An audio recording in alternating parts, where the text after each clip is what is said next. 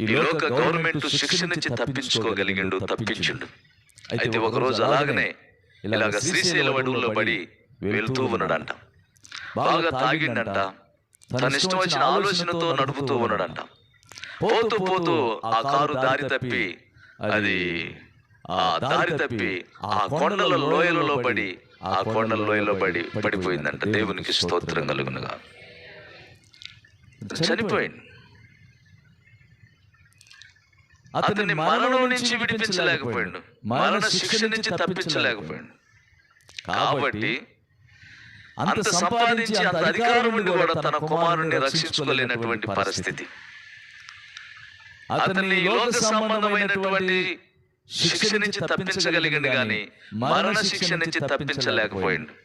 అలాగనే ఈ లోకంలో ఎందరో మరణిస్తూ ప్రమాదకరమైనటువంటి జీవితాలు